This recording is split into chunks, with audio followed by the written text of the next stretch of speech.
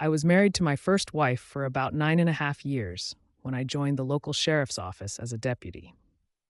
I was attending the academy, and I was at home more often than usual, as classes were only from 8 to 5 during the week. I finished the academy and returned to shift work at the local jail. It was night shift, 12-hour shifts. 2 months later, I got a weird feeling that something wasn't right. My wife kept spending time with the pastor's wife, sewing and crafting. I was off duty and had to change my sleep schedule. I'd go to bed with my wife but couldn't sleep. I went to the restroom and saw a text on her phone at midnight. It was the pastor. Thinking it must have been an emergency, I picked it up and read it. It read, "Good night, my love." I was floored. I tried to find other texts, but she had deleted them. If it was innocent, the older texts would have been saved. I woke her up at 1 to ask what the heck was going on. She basically said it must be a typo and asked why I was snooping. She turned the tables on me and got defensive, kicking me out of our bedroom for a month and a half. I thought I had screwed up. I was so stressed I lost 35 pounds in a month. I couldn't eat or sleep.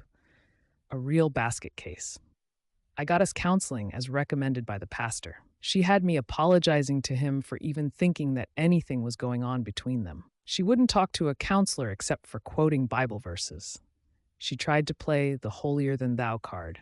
After a month and a half of this, I saw her diary out and unguarded. She had been so guarded with it and her phone since it all hit the fan. I read how she and him were in love and had to sneak around to be together and that his wife knew. I calmly went to her and said, "You were right for hiding your diary from me. I just read it." Her jaw hit the floor. Suddenly, she got all apologetic. She said, "I never meant it to go this far. I never meant to hurt you. Call him now. I want to talk to him." She called, and I demanded to meet him in the morning. I did, at a local fast food restaurant. I walked in with my phone in my pocket on record. I recorded our conversation, which is legal where I live. He admitted to the inappropriate relationship. He was such a hypocrite. He regularly preached against infidelity and how he wouldn't counsel a woman alone due to people thinking the wrong thing. I let him speak enough to give me evidence. I was livid. The hardest thing I ever had to do was try even harder to keep my marriage together. But I'm pretty sure the cheating continued. I moved out to keep my job safe, so there wouldn't be any way she could lie and try to start a domestic violence issue, and I'd lose my job. People at church asked her where I was for weeks. She lied and said I was working. They contacted me, and I wouldn't lie to them. It took a while, but it all came out, and he left the church he founded 25 years ago and started working in fast food in his mid-60s. It took years for me to finally get over it, but it's messed me up as far as trusting people, especially preachers. I'm posting this not to be malicious, just sharing for others to read, and hope it helps in some way for others going through the same story. Number 2, her life crumbles whilst mine has never been better. I, a 25-year-old male, was dating my ex-girlfriend, let's call her Jess, a 24-year-old female, for 4.5 years. We met at university as she was in my business management class. We got put together on a huge project for the semester, and we just sort of clicked. After we finished the project, I asked her out, and she said yes. Those first few years together were absolute bliss. We were all lovey-dovey with each other, and overall, everything just felt right between us. We rarely argued, and we never got into fights. We communicated clearly and openly with each other. I really thought she was the one that I was going to spend the rest of my life with.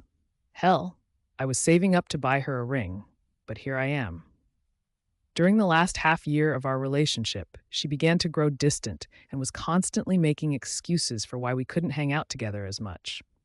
Both of us, of course, were out of university and had begun working full-time jobs, so I thought this was normal. Note, we never were living together. But then, soon enough, she was starting to turn down intimacy. For some background info, me and her have very high libidos. We normally would go at it at least once a day. I always wore protection, and she was on the pill because neither of us was ready to have kids. One night, we decided to spend the night at her place. I tried to initiate intimacy, and of course, she turned it down. This was really beginning to piss me off, and I voiced my frustrations to her. but she just said that she wasn't feeling comfortable with her body at the time and asked me to give her some space when it came to initiating intimacy.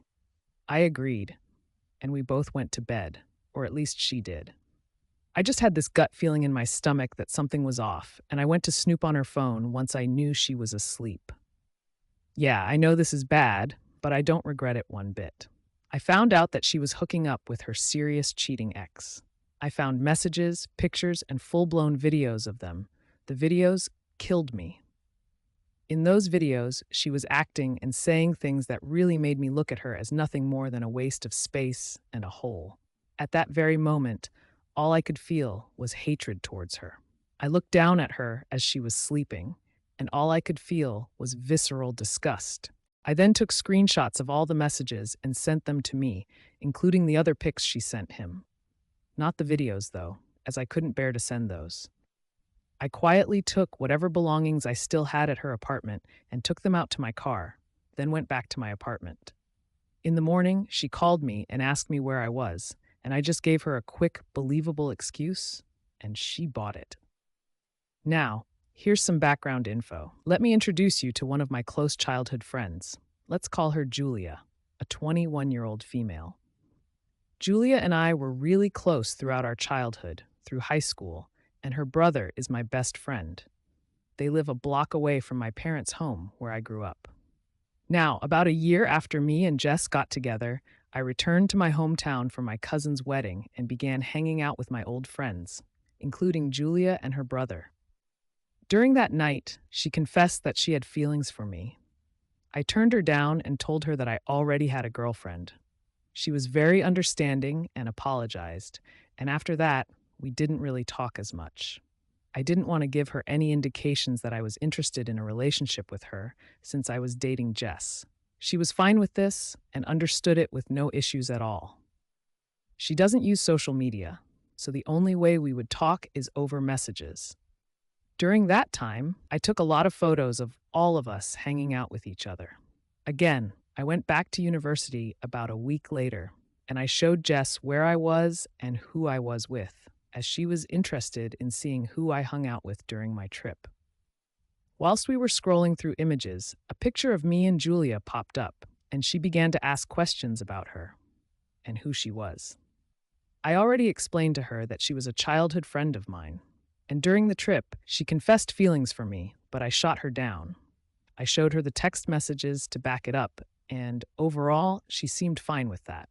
About a year later, during a little argument we had, she confessed to me that she was very insecure about her body. That she grew very insecure after seeing pictures of Julia because Julia had a very slim figure and looked gorgeous. I did my best to calm her fears, but I think in the end, she never really got over that. Now, back to the story. I messaged my parents back in my hometown and asked them if I could stay at their place for the upcoming week, as I have some important things to discuss with them. They were worried but agreed. I've been telling Jess that I was going down to see my parents, as I haven't seen them in a while. I wanted to visit them, and she didn't bat an eyelid at that. I went to work and met with my boss and explained the entire situation. I asked for a little break, and he told me to take as much time as I need and come back when I'm ready.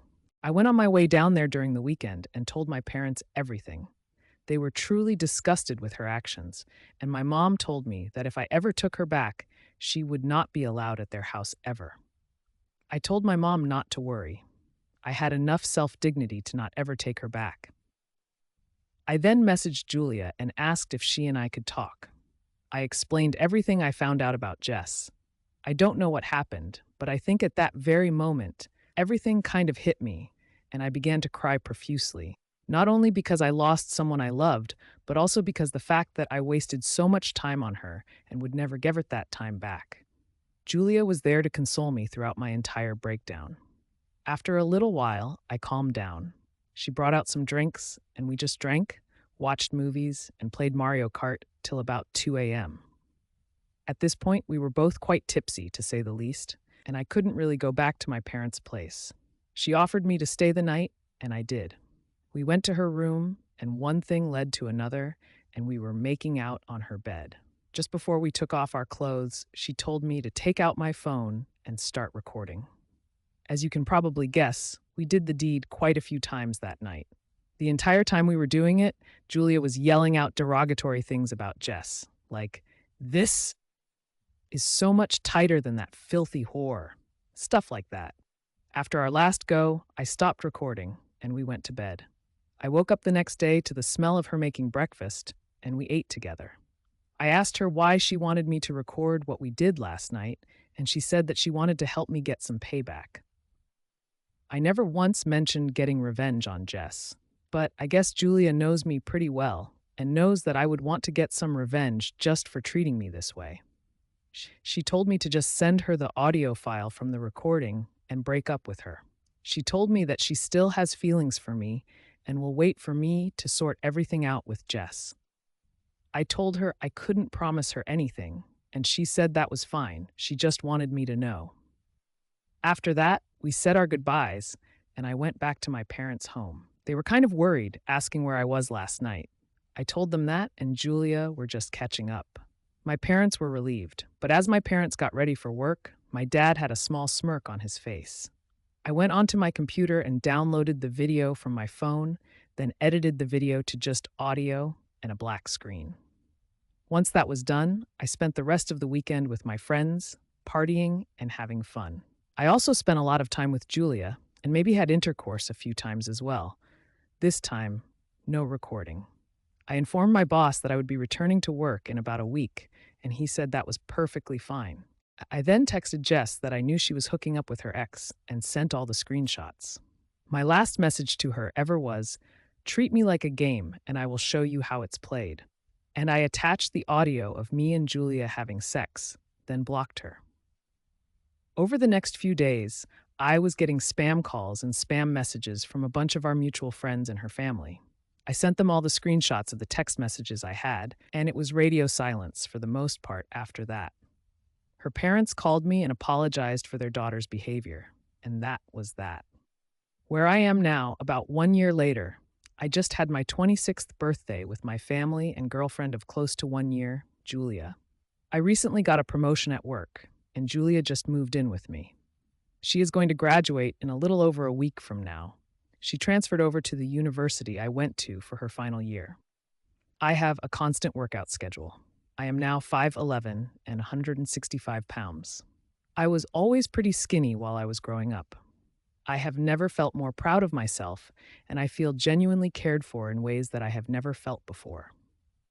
Now for my ex. A friend told me that apparently she went through a huge crisis after I dumped her. She found out she was pregnant, and her ex, who knocked her up, apparently ghosted her. I couldn't be the dad because I never went raw on her. She had an abortion, and her life has been a mess ever since. She has an alcohol addiction, and thanks to the video I sent her, she now has huge body insecurity issues that have ruined most of, if not all, her relationships since. For her, I am the one that got away, and for me, she is the largest bullet I ever dodged. I still despise her because those 2.5 years we spent together are lost, and I can never get them back. But I am living my best life, and I couldn't be happier. My one piece of advice to anyone who has been cheated on is never to settle for someone who doesn't respect you. The world is your oyster. Go out and live your best life. Just before you go, please take a moment to subscribe to my channel.